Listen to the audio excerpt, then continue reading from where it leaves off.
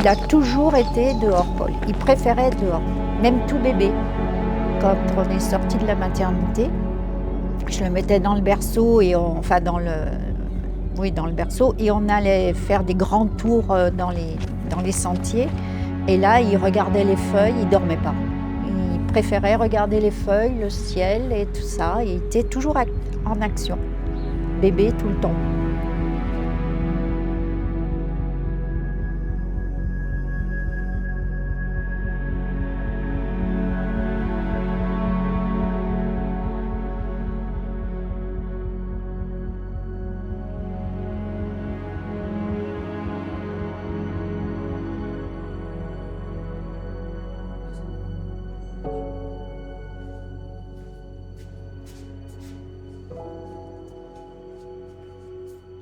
Je fais un petit clap tatane.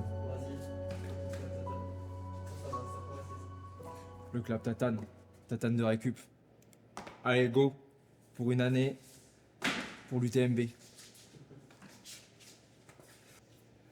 Bon, salut à tous, je suis Paul Cornu-Chauvin.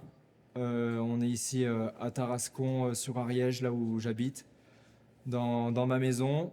C'est un peu le chantier pour l'instant. On a fini la cuisine, on aménage normalement dans un mois. Et cette année, on va vous faire suivre un petit peu mon quotidien pour arriver fin août sur la ligne de départ de l'UTMB.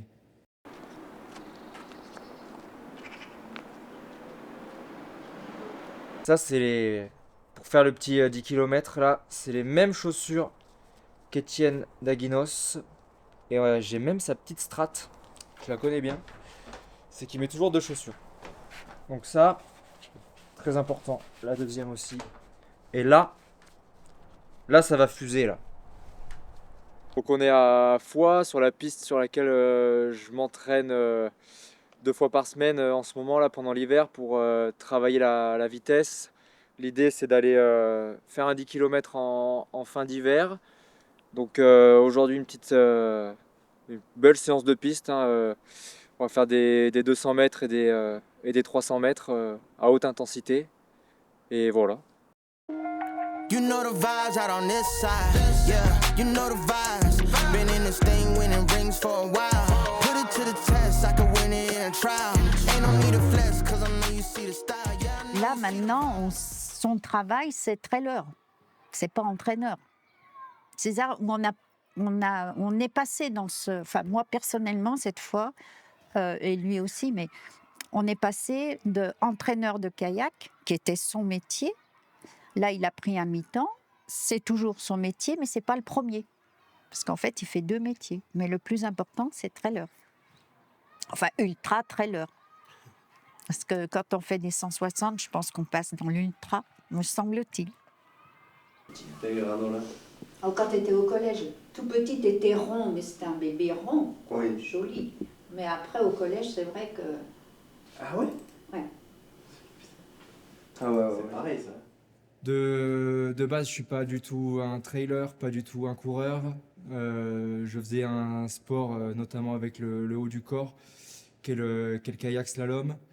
J'ai attaqué ce sport quand j'avais 6 ans. C'est mon père qui m'a amené au kayak. Lui était pas du tout kayakiste, hein, il était fan de voile. Mais quand il a essayé de me faire apprendre la voile, j'ai détesté ça. J'ai vraiment détesté ça. J'ai simulé des mal de mer, enfin vraiment comme un enfant de 6 ans qui a pas envie de faire quelque chose. Vraiment, j'y allais je freinais des 4 fers. Et il m'a dit, écoute, tu te lances à côté de là où on habitait. Et il y avait un club de kayak et il m'avait dit, tu fonces, tu te réconcilies avec l'eau et on fait un stage. Et en plus, cette année-là, dans ce club, il y avait le champion olympique, Benoît Péchier. Oh, c'est magnifique, c'est magnifique. Les Français font le doublé. Péchier champion olympique, Benoît Péchier champion olympique. Et Fabien... Donc c'était en 2004 qui fait champion olympique du coup en août et moi en septembre, je fais mes premiers coups de pagaie. Donc voilà, c'est vraiment mon père qui m'a lancé, qui m'a mis le pied à l'étrier du kayak. Malheureusement, mon père est décédé quand j'avais une dizaine d'années. Ça a été dur et en fait, je me suis vraiment réfugié dans le sport, dans dans mon adolescence. Ça a été une belle école de la vie. Pour moi, le kayak, ça a vraiment été une voie de sortie de ma détresse, parce que quand on est petit et qu'on perd un parent, c'est très compliqué. Mais j'ai eu des entraîneurs absolument magiques qui m'ont permis de m'épanouir et qui m'ont fait confiance et qui m'ont vraiment amené le goût de l'effort et le goût au sport. Et eux, je les remercierai jamais assez. Bah, c'est triste, mais il faut changer, il faut poser les tatanes de récup. Le club de kayak, on a plusieurs groupes sur de la compète, sur du loisir. Moi, je m'occupe vraiment de toute la partie compétition. J'ai 2 groupes sous ma charge avec un groupe vraiment sur le lycée. Vraiment côté compétition, ils s'entraînent tous les jours, si ce n'est 2 fois par jour. Donc eux, on est vraiment sur l'entraînement intensif. Et après, j'ai un groupe aussi avec des plus petits qui sont au collège. Et eux, pour le coup, on apprend vraiment les bases du kayak slalom et les techniques d'entraînement, quoi.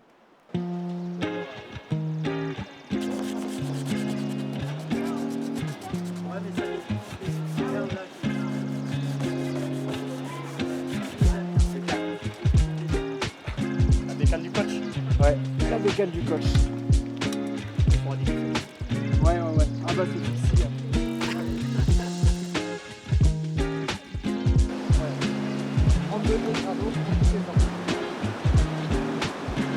Il m'a dit c'est nul, ne le faites pas. Donc on sait pas.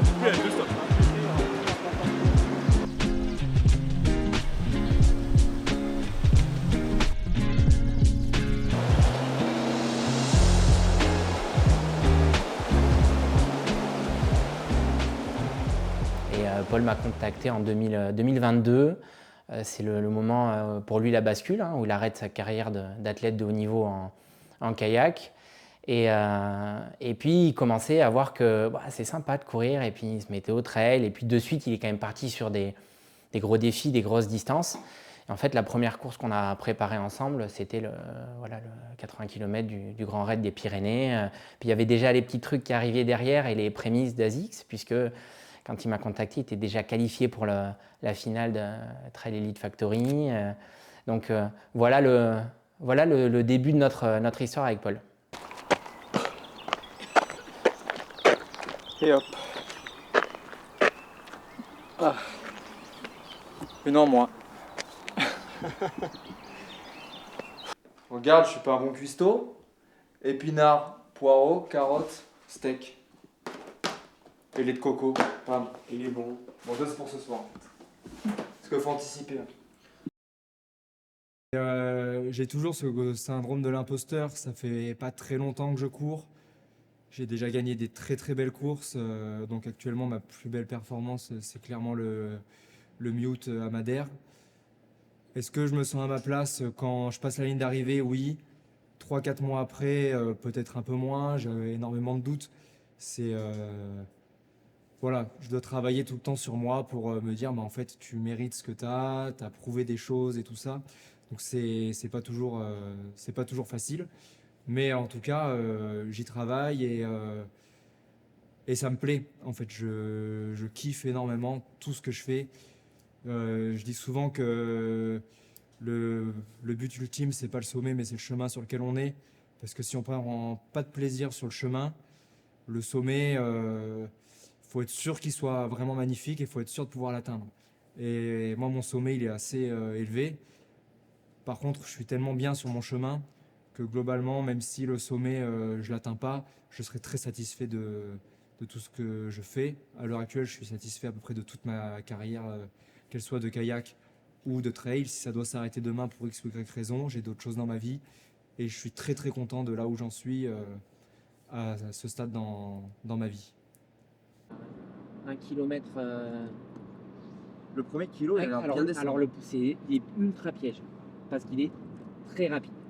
Le premier kilo est vraiment très très rapide. En plus, tu es posé sur une ligne droite.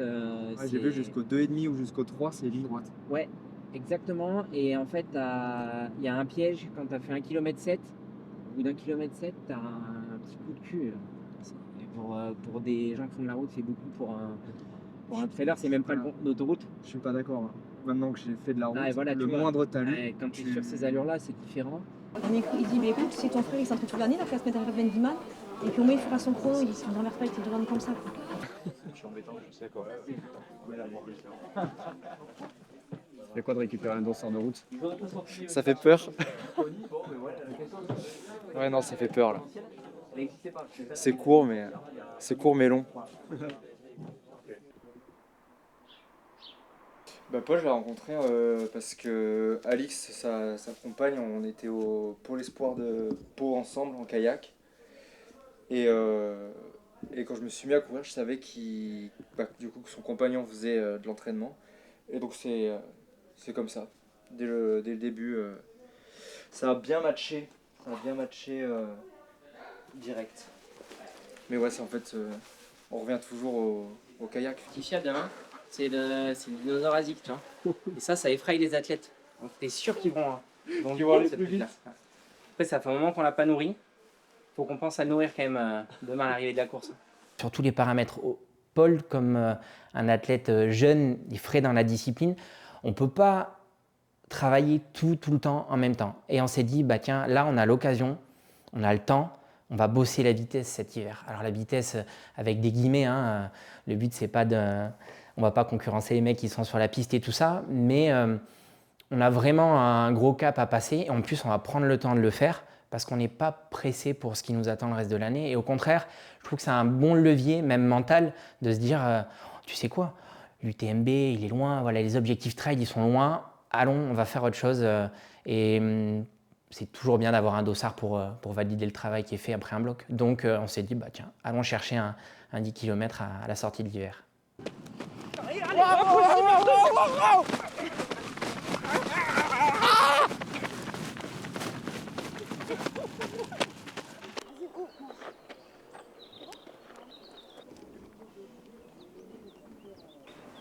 L'objectif de la journée est presque rempli. J'ai pas encore les chaussettes mouillées. Avec claquettes chaussettes dans l'herbe. On développe les skills. C'est le trail, ça. Et on a plutôt pris le parti de faire l'inverse, un peu moins de volume l'hiver, beaucoup plus de qualité. Ça s'y prêtait bien avec le chantier que j'avais à faire. Donc une bonne saison est passée. L'objectif en fait il est déjà atteint parce que je ne me suis pas blessé de l'hiver. J'ai fait des très bonnes séances. Et là cette sortie, en fait, cette course, elle vient conclure tout ce travail qu'on a fait tout l'hiver. C'était vraiment une petite carotte pour aller se mettre les séances sous la flotte sur la piste. Et voilà, donc on va voir ce que ça donne, mais pas trop de pression aujourd'hui. Ça fait peur parce que c'est mon premier 10 km, mais pas trop de pression de résultat. A few moments later. Et minutes passent, tu dis, bah en fait si, j'ai le seum. Comment ça? Kilomètre 8. Quoi? Il y a une rivière de Stiple à franchir. Il m'a dit qu'il y a sur 3 mètres, avec toute la flotte qui est tombée, ça n'a pas totalement drainé, il y a 3 mètres avec un peu de... Mais le fond il est comment? C'est caillasse ou c'est... Je peux pas dire, ça c'est la surprise. Non, le fond c'est sur la route, sur la voie verte, sur la piste cyclable, c'est goudronné, hein, c'est pas... Ouais, oui, entre des cailloux et des galets. Pourquoi il s'emmerderait? Chez lui ici, hein. On met des galets, c'est faire...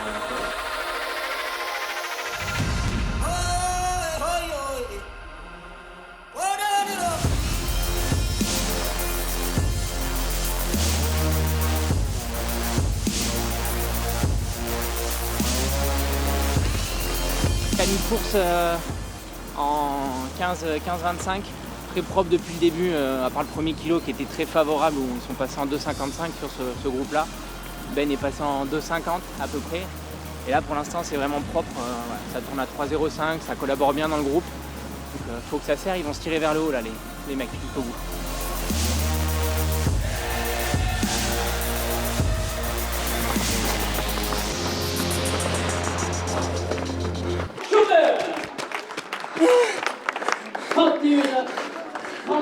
Moins de 32, en tout cas 31,56, Alexis Moreau en 32, Maintenant, le coureur, les éditions 32,05. Les 4 premiers sont là. Derrière, C'est dur. le Corvée. Le coureur de Lucie, le coureur Mathilde. Ah ouais, bien, ouais. 22 pour lui. Derrière, on aura encore les discussions. Ils seront deux d'ailleurs. Ils seront deux avec ça.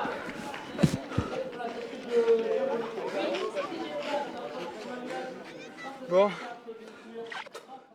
Je suis très content, je me suis mis en croix, c'était l'objectif. Et ça valide quand même des choses. C'était mon premier 10 km. Je trouve que moins de 32, c'est pas mal. C'est sûr que c'est pas les chronos les plus rapides, mais bon, ça montre aussi qu'il reste des choses à travailler. Donc aujourd'hui, une bonne course avec plein de pistes de travail pour la suite. Et puis, ce qui est cool maintenant, c'est que les beaux jours arrivent et je vais pouvoir repartir en montagne, passer des heures dehors. Et ça, c'est cool aussi. Et minutes passent, tu dis, bah en fait, si, j'ai le seum. Je pense que je vais plus beaucoup les mettre ces chaussures cette saison. Le 10 kg est passé. Maintenant, on repart en montagne pour préparer la suite de la saison. Tu veux que je la refasse? Bah, elle est bien. Oui, très bien, si elle est bien.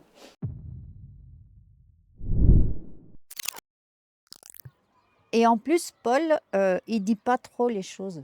Donc je pense que moi, je n'ai pas eu vraiment conscience de tout ce qu'il traversait parce qu'il est assez secret, assez taiseux sur tout ça. Et sur le moment, je parle. Et donc, c'est des périodes où je me dis, ben, on a peut-être raté des petits moments ensemble, mais là, on se rattrape et puis voilà, quoi. C'est comme ça.